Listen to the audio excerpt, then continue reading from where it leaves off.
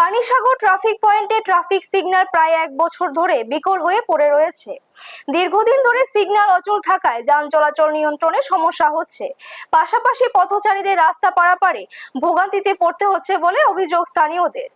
এদিকে ট্রাফিক পয়েন্টে কর্তব্যরত পুলিশ কর্মীদের দাঁড়ানোর স্থানটিও দীর্ঘদিন ধরে বেহাল অবস্থায় রয়েছে, ফলে দায়িত্ব পালন করতে গিয়েও সমস্যায় পড়ছেন ট্রাফিক পুলিশ কর্মীরা।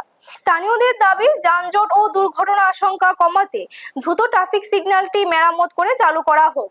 একই সঙ্গে পুলিশ কর্মীদের দাঁড়ানোর স্থানটিও সংস্কার করে প্রয়োজনীয় পরিকাঠামো তৈরি করা হোক। ব্যুরো রিপোর্ট, নিউজ তৎকাল 24। তো তেমন কিছু না, বিগত অনেক বছর না, লাগানির অনেক দিনই এটা চালু আসলো। তো এটা চালু থাকলে অনেক সময় অনেক সুবিধা হয়, মানে এখানে অনেক গাড়ি ঘোড়া যাতায়াত করতে অনেক সুবিধা হয়। অনেকদিন থেকে বন্ধ আছে, তো জানি না এখন এটা কবে ঠিক করা হইব। কত বছর থেকে বন্ধ এটা তো ঠিক আমি কইতে পারতাম না। আনুমানিক আনুমানিক তো আমি এখানে আইছি, যতদিন আহনের পরেও আমি পাইছি, কিছুদিন পাইছি। তারপর বেশ কিছুদিন ধরে মানে বন্ধ আছে।